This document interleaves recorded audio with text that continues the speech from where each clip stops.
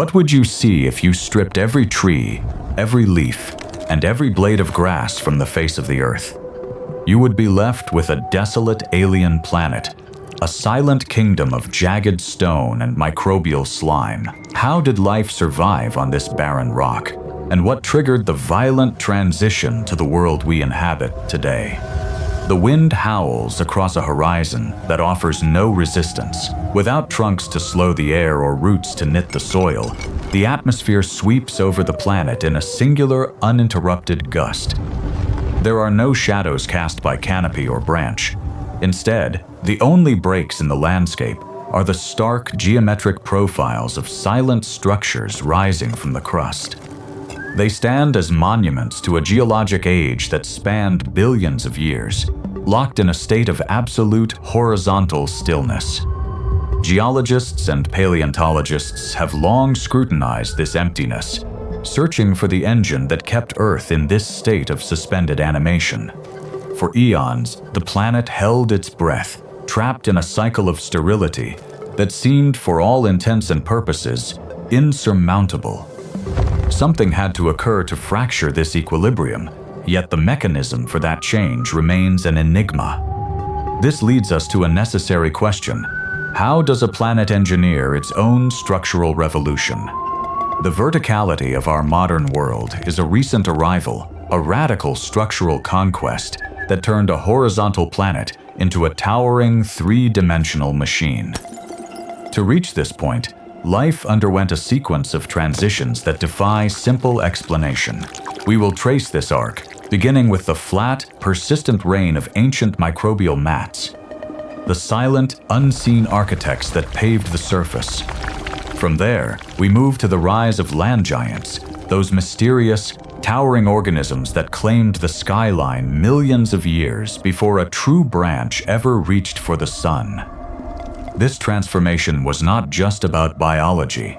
It was a total re-engineering of the planet's chemistry. The arrival of trees acted as a catalyst for a chain reaction that altered the very air we breathe.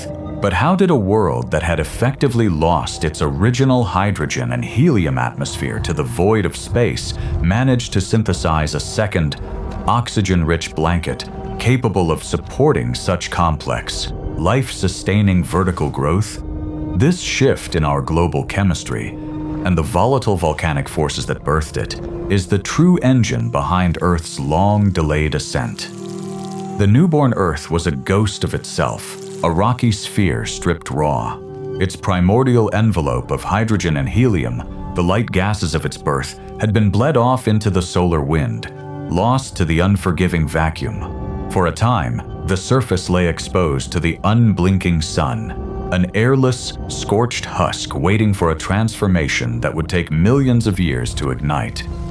Then, the interior fractured, the crust cracked under the strain of internal heat, and the planet began to breathe through fire. Massive volcanic eruptions punched through the surface, pumping a volatile slurry of water vapor, carbon dioxide, and nitrogen into the silence above.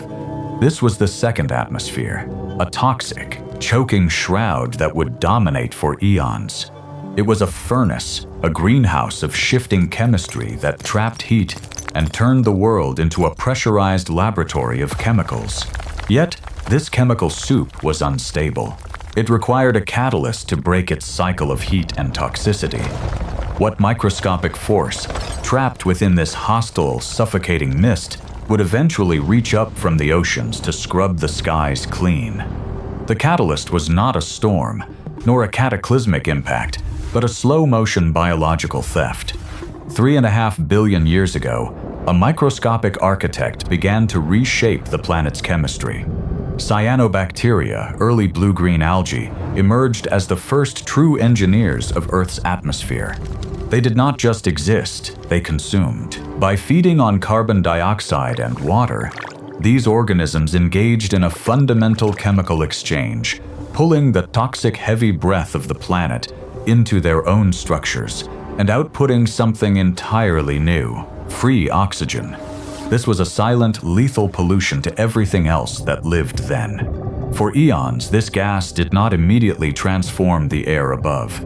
It was absorbed by the oceans, locking into iron-rich sediments and turning the very seabed into a vast rusting metal grid.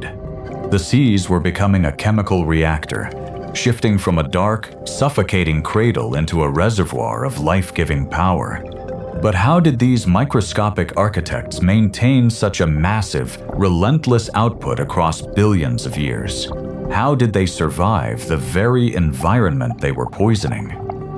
The answers to these questions are etched in stone, locked away in the oldest surviving evidence of a world starting to breathe. Deep in the Pilbara region of Western Australia, we find the oldest archives of this process.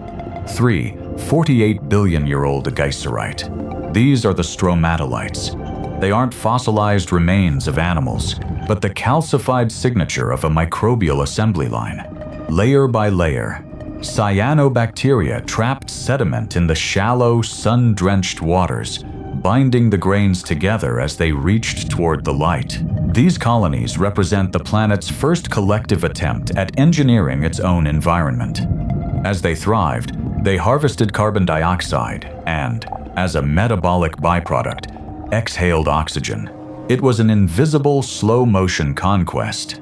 For the first time, Earth possessed a biological pulse, a faint rhythmic shift in chemistry driven by these microscopic architects. But these structures tell only the beginning of a story.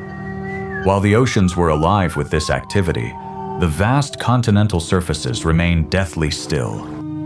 A profound, stark transition had to occur for this biological energy to break the water's edge and claim the dry, desolate crust. That shift, however, would require a new, more durable foundation. What enabled life to finally anchor itself to the barren rock of the early continents? The answer lies hidden in the shadow of the Archean era. By 26 billion years ago, the land was no longer just barren granite.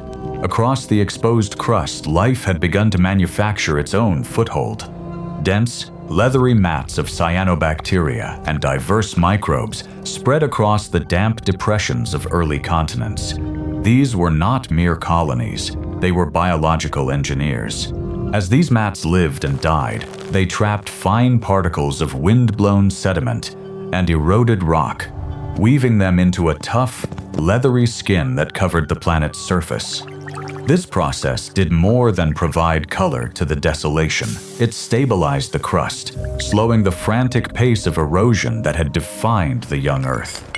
As the mats decayed, they locked organic carbon into the mineral matrix, birthing the very first rudimentary soils. This thin, primitive layer was the first real substrate for terrestrial life, yet it was painfully fragile.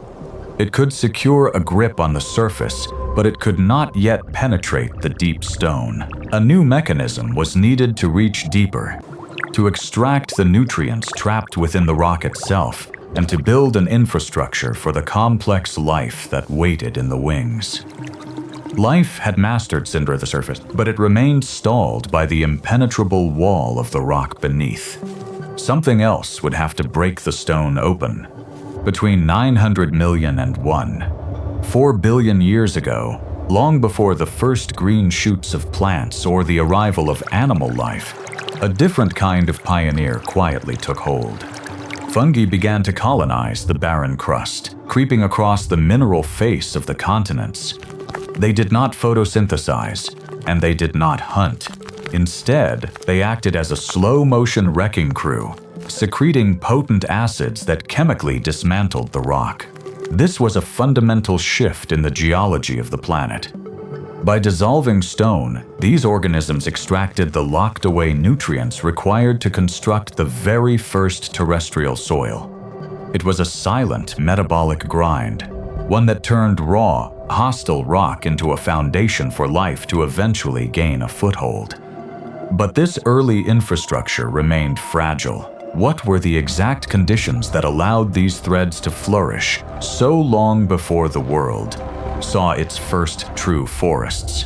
And more importantly, as the planet transitioned into the Cambrian period, why did this life remain locked against the shoreline, unable to claim the vast, empty interiors of the continents? Step into the world 500 million years ago, and the contrast between Earth's domains is violent. Below the waves, the Cambrian explosion is in full radiant force. The oceans teem with alien anatomy, armored trilobites crawling over reefs, predators with complex eyes, and strange, soft-bodied creatures carving out an intricate underwater web. Yet, climb out of the surf onto any continental landmass, and that complexity vanishes. The land is a desolate, monochrome expanse. There are no forests to break the horizon, no sound of insects, no movement of animals.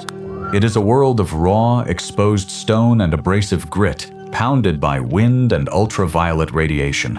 The continents are essentially inert, hostile, rock-strewn surfaces, largely stripped of the protection that a living cover provides. This stark divide is not merely a geographic quirk. It is a profound limitation of biology, a barrier that life, for all its oceanic ingenuity, has yet to breach. The mystery is why the solution remained so elusive, hidden somewhere in the genetic code of the organisms, already clinging to the damp, coastal rock faces. They possessed a secret, but it was still locked away, awaiting a change that would finally bridge the gap between the salt water and the stone. That potential lay dormant within a specific lineage of green algae known as the Zygnomatophysceae. Long before the first stalks broke the soil, these microscopic pioneers carried a genetic toolkit that would eventually conquer the continents. They were not merely drifters in the tide. They held the blueprints for drought resistance, cellular protection against ultraviolet radiation, and the ability to thrive in fluctuating, shallow water. This was the long-awaited payoff for the cyanobacteria's work. By flooding the oceans with oxygen, they had cleared the path for these more complex life forms to refine the strategies for land-bound survival. The transition was not a sudden accident, but a slow molecular evolution triggered by genes that allowed life to survive drying out. This genetic legacy, a set of survival instructions forged in the sun-baked shallows, was the primary engine of the migration. But as these ancestors prepared to leave the safety of the surf, they faced a brutal limit. The environment was still largely an expanse of harsh, unshielded stone. How these fragile, non-vascular organisms would find a foothold on the desolate, inland rock remains the critical hurdle for the planet's next expansion. The breakthrough finally arrives in the Middle Ordovician, 475 million years ago. A shift occurs in the damp, coastal margins of a world still devoid of height. Small, moss-like green patches emerge, pushing out from the surf. These are the earliest non-vascular plants, delicate ancestors resembling modern liverworts. They possess no roots to anchor themselves, no woody stems to reach for the sun, and no complex systems to draw water from deep within the parched rock. They are tethered entirely to the water's edge, clinging to the moisture of the spray zone like a thin living film. Despite their simplicity, these pioneers begin a silent chemical war of attrition against the stone. By colonizing these damp fringes, they initiate the slow breakdown of the crust, creating a microscopic layer of organic matter that holds the key to all that follows. Yet, these plants leave behind almost no structural wreckage. They are soft, ephemeral, and easily erased by the relentless cycle of wind and tide. The only proof of this slow migration survives in the form of nearly invisible, microscopic evidence scattered across the ancient sedimentary layers of Turkey, Saudi Arabia, and Argentina. How a collection of fragile, scattered cells managed to leave a permanent mark on the planet's geological record is the next question we must face.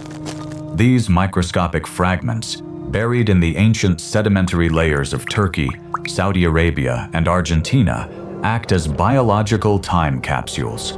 They are not the grand skeletons of forests, but the resilient, dormant seeds of a silent conquest. Each grain proves that long before Earth's surface hosted towering forms, it was already a theater for persistent, invisible life. These tiny pioneers were hardy enough to endure harsh, exposure-heavy environments where moisture was a rare, fleeting luxury. This evidence shifts our understanding of the colonization of land. It was not a sudden, dramatic arrival, but a slow, creeping process of life, testing the limits of the terrestrial crust. These spores were the scouts, marking the path for everything that followed.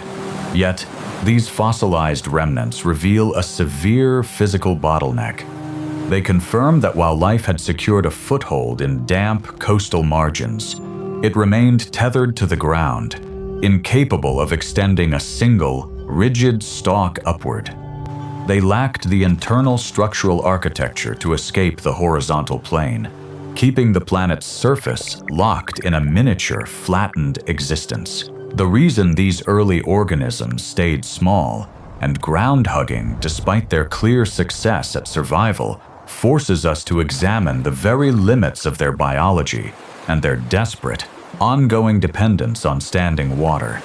Without plumbing, height was a physical impossibility. These early pioneers were essentially biological sponges, forced to draw water directly through their surfaces molecule by molecule. They relied on simple diffusion to hydrate their cells, a process that stalled the moment they ventured more than a few inches from a moisture source. If a plant stretched toward the sun, the topmost cells would simply dry out and wither long before the moisture from the soil could climb the distance. This physiological bottleneck kept the landmasses locked in a miniature, flattened existence. Evolution was trapped in a two-dimensional cage, unable to rise above the grit. The potential for a vertical world was stored in their genes, yet locked behind the missing mechanism of hydraulic transport. Without specialized tubes to pump water upward against the unrelenting pull of gravity, life on land remained a thin, green smudge clinging to the edges of tide pools and riverbanks. The barrier was not a lack of sunlight or soil. It was a failure of internal plumbing that left the planet's surface vast, barren, and stubbornly horizontal. Yet, the pressure to reach higher was absolute, and in the shifting tides of the Silurian period, a radical mutation in tissue architecture began to rewrite the rules of survival. By the dawn of the Silurian, the stagnant silence of the land was finally broken. The invention of vascular tissue, true piping for internal circulation, shattered the hydraulic ceiling that had shackled life to the mud. Evolution hit upon a design that could draw water upward against the unrelenting pull of gravity. Enter Cooksonia. It was small, a mere finger of green branching out from a central stem, yet it represents the first true engineer of the vertical. By building rigid, reinforced tubes to transport fluids, Cooksonia conquered the dehydration that had crippled its ancestors. It didn't just sit in the damp, it stood up. This was the moment life finally detached itself from the absolute dependence on surface film, allowing plants to claim the dry, desolate heights of the interior. But as these vertical pioneers claimed more territory, they didn't just inhabit the landscape. They began to systematically dismantle the chemical composition of the air itself, setting off a chain reaction that would forever alter the global climate. For millions of years, the planet had been stifled by a thick, suffocating blanket of carbon dioxide. This greenhouse heavy lifting kept the Earth sweltering. But as these vascular settlers spread, they initiated a relentless planetary-scale filtration. Every pore of their primitive tissues drew in CO2, locking the carbon away in their growing structures, and in turn, bleeding pure oxygen into the atmosphere. This was a quiet biological coup against the climate of the early Paleozoic. As the atmospheric ratios shifted, the global heat began to wane, and the harsh, volatile humidity of the Silurian began to stabilize into something vastly more hospitable. Yet, this newly engineered environment was not immediately claimed by the leafy giants we know today. Instead, the changing chemistry of the air and the crust created a bizarre opening for something else. something that would defy every classification modern botany would later devise. In the silence of these humid lowlands, an organism was rising that was neither plant nor fungus, reaching sizes that seemed impossible for a world still learning to support complex terrestrial life. The land was about to be dominated by a towering, silent phantom. They rise from the silt like ancient, sun-bleached pillars. Across the landscape of the Silurian and early Devonian, these organisms, prototaxites, command the horizon, casting shadows where no trees exist to cast them. They are giants, reaching heights of 8 meters and spreading nearly 1.5 meters across. Standing in their presence, you would see a texture reminiscent of bark, yet to call them trees would be a mistake. To call them fungi is equally flawed.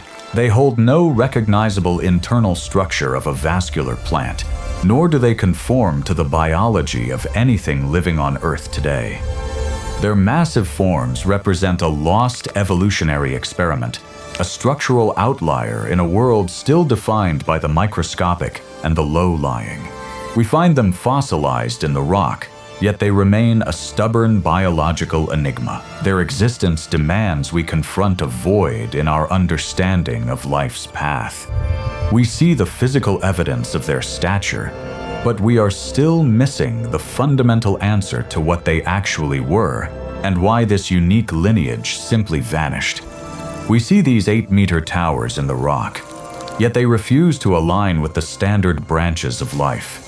They appear like giant, woody pillars, yet their internal structure lacks the true vascular tissue of a plant and the distinct cellular architecture of a fungus. Some scientists argue they represent an entirely separate, extinct kingdom of organisms, a lost experiment in size that emerged and failed long before the first true trees claimed the land. We are analyzing a creature that defies the basic rules of biology we use to categorize every other living thing. If they were not plants, what fueled their metabolism to reach such heights in a world with almost no competition? This is a fundamental blind spot in our history of how life dared to leave the water. The mystery deepens when we consider the silence they must have inhabited. In an era before the rustle of leaves or the movement of land animals, what sound filled the space around these giants, and how did their sheer existence shape the atmosphere they were effectively engineering? Walk through a field of these 8-meter-tall towers, and you are met not with the rustle of leaves or the hum of insects, but a crushing, absolute stillness. There were no avian calls, no wind rattling through canopy branches, no thud of footsteps on earth. In the Silurian, the land was a soundless theater where the only atmosphere was the slow, steady movement of air across dry, barren rock and the immense, static forms of these organisms. It was an acoustic void, alien and heavy, where the only rhythm was the rising and falling of moisture levels on the surface. These giants stood like statues in a world that hadn't yet learned to vocalize or stir. Without true roots to anchor them or stems to bend in a gale, they remained rigid, anchored by a fungal base that lacked the flexibility of modern flora. Their presence imposed a silence that highlights how fragile this ecosystem was. But this lack of complexity came at a cost. Rain did not merely water the earth, it scoured it. Every storm turned into a geological event, stripping away topsoil and gouging deep, permanent scars into the landscape. Rivers behaved with a raw, unpredictable fury, lacking the stabilizing influence of banks held by vegetation. They surged in braided, chaotic paths, unchecked by the friction of roots or the dampening effect of dense plant cover. The land was not a stable foundation for life, but a fluid, eroding surface where mass wasting and landslides dictated the physical limits of survival. This unchecked erosion moved sediments into the oceans at a rate nearly impossible to grasp today. Yet, amidst this constant churning of raw, mineral-rich stone, the Earth was not entirely helpless. An ancient, unseen network was beginning to lace through the rock, preparing to anchor this volatile world. These fungal threads were not merely breaking down the rock. They were stitching the planet's loose skin together. Before the rise of true soils, the land was a victim of its own exposure, with rain and wind stripping the crust away faster than it could settle. Fungi changed the math of the surface. By secreting powerful enzymes, they chemically dissolved minerals, then physically bound the pulverized particles into a stable, porous matrix.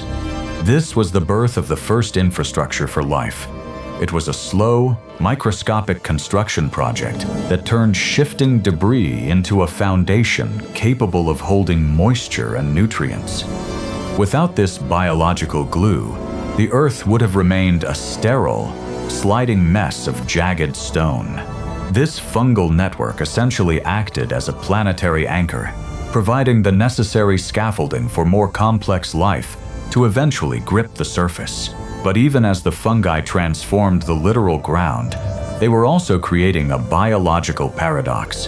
As they stabilized the crust, they unknowingly prepared the very stage for a new, aggressive vertical competition that would eventually render their era of low-lying dominance obsolete. The land was now primed, but the players that would finally shatter the flat horizon were already waiting in the wings of the Devonian. The Devonian period marks the breaking point. For millions of years, the vertical limit of life was bound by simple diffusion. The lack of vascular tissue kept the world tethered to the damp surface. That constraint finally shatters. Plants evolve the ability to transport water and nutrients vertically, turning from fragile, sprawling mats into rigid, ascending structures. They anchor themselves with the invention of true roots, burrowing deep into the rock to harvest minerals locked away for eons. These roots do more than stabilize. They physically fracture the landscape, accelerating the weathering of rock and flushing a torrent of nutrients into the shallow seas. Woody tissue follows, a mechanical breakthrough that allows organisms to defy gravity and stand firm against the wind. The landscape, once a desolate expanse of gray rock and brown crust, is rapidly obscured by the encroaching green. This transformation is a global engineering project that alters the planet's chemistry.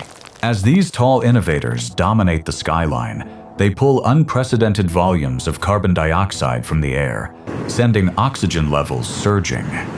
This rapid rise in verticality creates a new, intense pressure, a race for the sunlight that triggers the evolution of a final, critical innovation, one that will allow life to fully exploit the empty airspace these giants have claimed. It is no longer enough to simply stretch toward the light. True dominance requires a mechanism to capture the sun before it hits the ground.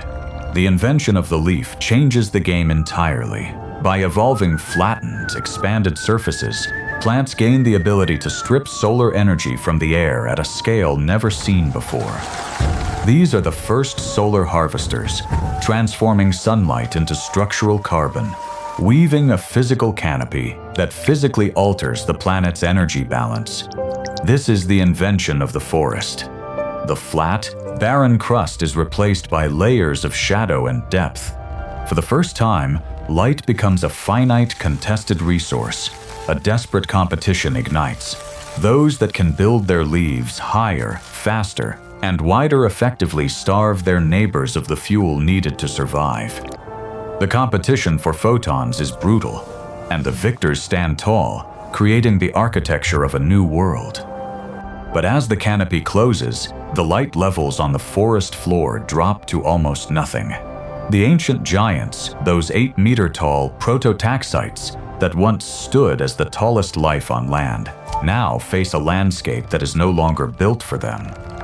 As the shadows lengthen, the secret to their eventual erasure begins to emerge from the encroaching darkness. Their reign was defined by silence. For millions of years, these enigmas ruled a world of moss and bare stone. But the arrival of a new, faster breed of life triggered their final, rapid undoing.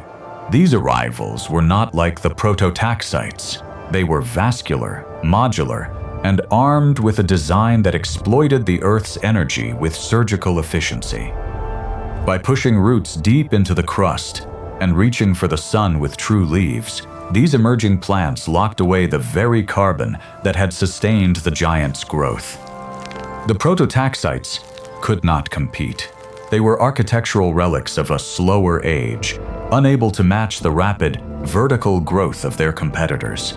As the atmosphere thinned of the CO2 that fueled their peculiar, non-plant metabolism, the giants retreated to the damp fringes until the new forests of the Devonian rendered them entirely obsolete.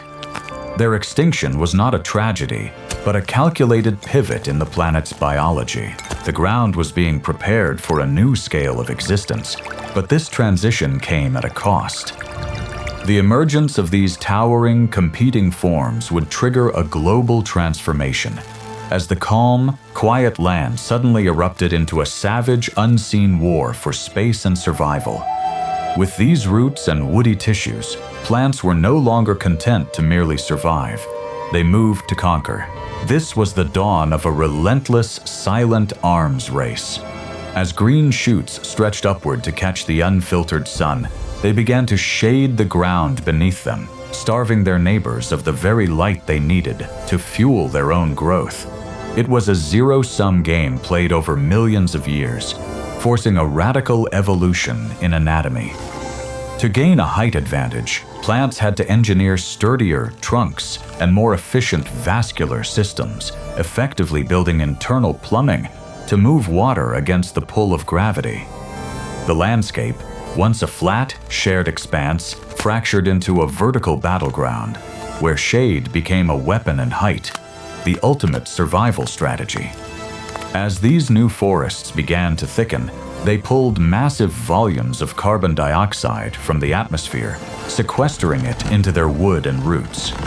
This rapid, widespread biological restructuring didn't just change the physical structure of the planet.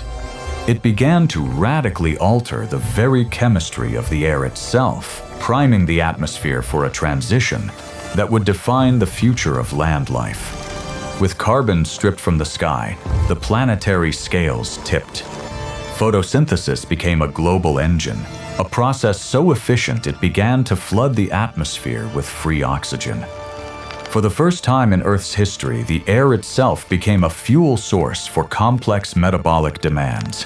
Oxygen levels climbed toward, and eventually exceeded, the concentrations we know today, turning the planet into a high-energy furnace. This was a sudden, massive atmospheric enrichment that unlocked a biological limit. Life on land was no longer shackled to the damp, sheltered existence of mosses or the slow, stagnant pace of ancient eukaryotes. The increase in oxygen provided the metabolic capital required for the rise of massive land animals and more complex terrestrial inhabitants. But this transformation did not happen in a vacuum. It was the legacy of those silent, microscopic pioneers, the fungi and the algae, who had been quietly conditioning the crust and atmosphere for hundreds of millions of years. This raises a critical question. If this atmospheric revolution was the result of a long, hidden buildup, how did those first microscopic architects actually lay the groundwork for the vertical world to follow? These microscopic architects were the engineers of the impossible. By the time the first true forest staked their claim, the soil was already prepared, anchored by the dense, persistent filaments of ancient fungi that had colonized the barren rock long before the first leaf ever caught the sun. This was no overnight transformation. It was a billion-year gamble that turned a hostile, chemically volatile surface into a reservoir for life. Algae had cracked the atmosphere, scrubbing away the suffocating blanket of carbon dioxide, while pumping out the oxygen that would eventually fuel the metabolism of giants. Because of that slow, unseen labor, the ground finally had the depth to support roots, and the air had the chemistry to sustain complex, upright organisms. The transition was total. The world that had remained tethered to the tide, flat and featureless for eons, finally found its verticality.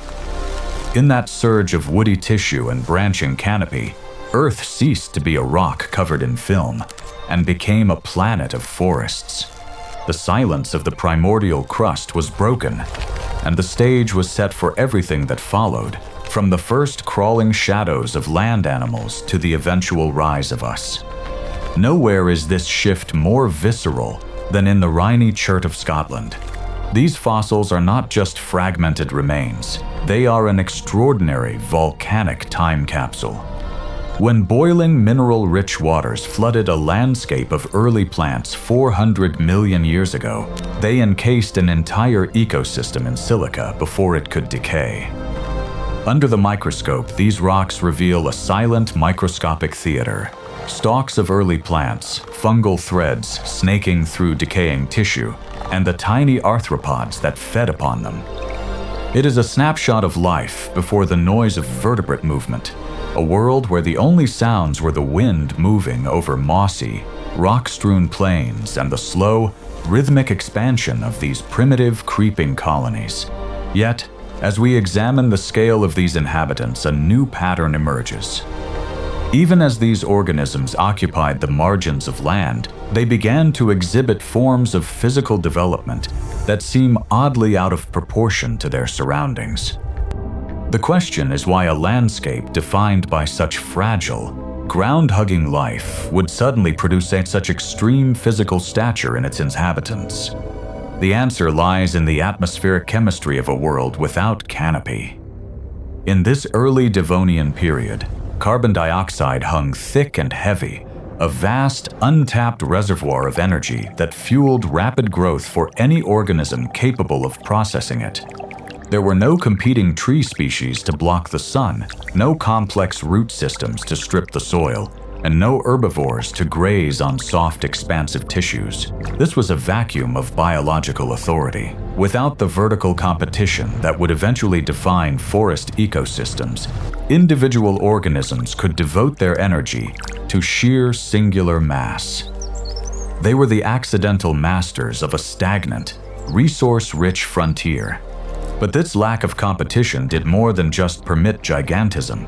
It forced a reliance on local, unfiltered chemistry. Because these forms lacked the sophisticated circulatory systems of later plants, they were tethered to the surface by the very geological processes they helped initiate. The stability of the land itself was beginning to break down under the weight of this growth.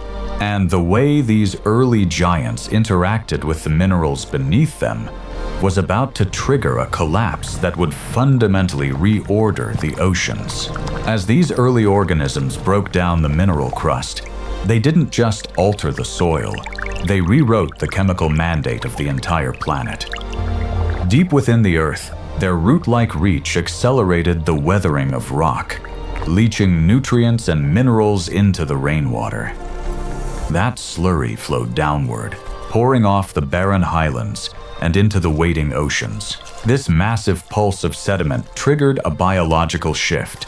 In the depths, the sudden influx of minerals choked off ancient, low-oxygen ecosystems, starving them of the stability they had held for eons. Yet, for other, more adaptable organisms, this ocean of runoff became a vast, nutrient-dense garden.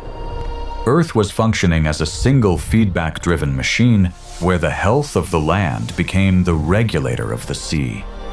But this was merely a prelude to a structural invention that would make this rock breaking look like a gentle nudge. A new kind of internal architecture was forming, a rigid structural skeleton that would soon allow plants to defy gravity.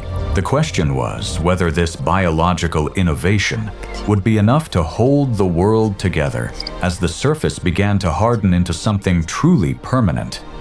This rigid skeleton provided more than just height. The evolution of wood triggered the first planetary-scale carbon capture technology.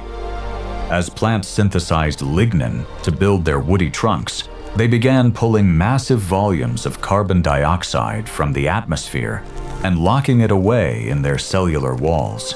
This process didn't just store carbon, It starved the sky of the very gases that kept the planet in a cycle of oppressive, trapped heat.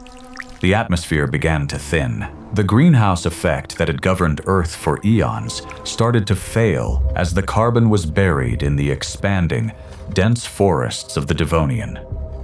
With that, global temperatures plummeted, and the chemical composition of the air tipped toward oxygen. This shift wasn't just a change in weather. It was a fundamental reconfiguration of the planet's life support system. But as the atmosphere grew thinner and the climate cooled, the world reached a critical breaking point. This biological revolution had pushed the Earth into a new state, one that could not be reversed. What happens when the very engine that fueled the planet's life begins to exhaust the conditions that allowed it to start? The transition was nearing its inevitable final form. The silence of those billions of years wasn't a choice, it was a cage. For eons, Earth remained a barren, two-dimensional stage because the fundamental architecture of life had not yet solved the physics of survival on land. To rise meant to overcome three lethal barriers. First, the soil. Until fungi and early crust builders could decompose rock into a viable, nutrient-rich substrate, nothing else could gain a foothold. Second, the atmosphere. Life had to purge the toxic shroud and build a shield of oxygen thick enough to fuel the energy demands of complex multicellular growth. And third, the verticality itself. Life needed the rigid molecular machinery of wood and true roots to fight the downward pull of gravity. These were not sequential accidents. They were prerequisites. Only when the soil was stable, the air was breathable, and the plumbing for water transport was perfected could the planet finally shatter its flat horizon. The transition was not just a burst of biodiversity, it was the final calibration of a planetary-scale feedback loop that turned a rock-strewn desert into a world of verticality. The long wait wasn't a failure. It was the slow, necessary engineering of the foundation we stand on today. Yet the echo of that ancient slow-motion revolution is now playing out in fast forward. When we look back at the Devonian, we see a planetary system reaching its breaking point, carbon dioxide levels shifting, oxygen rising, and the crust being fundamentally re-engineered by life itself. Today, we are the ones acting as the geologic force. By altering the very composition of the atmosphere and terraforming landscapes in the span of decades, rather than millions of years, we mirror the same intense, disruptive transition that once turned a barren, flat rock into a forest-clad machine. Earth's history is a sequence of structural pivots where the planet dictates the limits of survival. These transformations are not merely chaotic coincidences. They represent an emergent predictability, a system where biological innovation is inevitable once the chemical foundation reaches a specific threshold. We exist inside the infrastructure they built. The legacy of those early innovators is written in the nitrogen in our cells and the carbon in our bones. Our history is not a departure from their work, it is an extension of it. The Earth today is a single, continuous, planetary-scale experiment, and we are merely the latest actors to occupy a stage whose foundations were laid when the land was still just barren, shifting stone. We stand at the threshold of a new transition, tasked with understanding that we are the result of a process that never truly stops, only reconfigures. From hydrogen-helium to oxygen, from water-bound life to the vertical reach of the forest. The trajectory is clear. The planet found its voice in the roots and the leaves. Now the next act begins.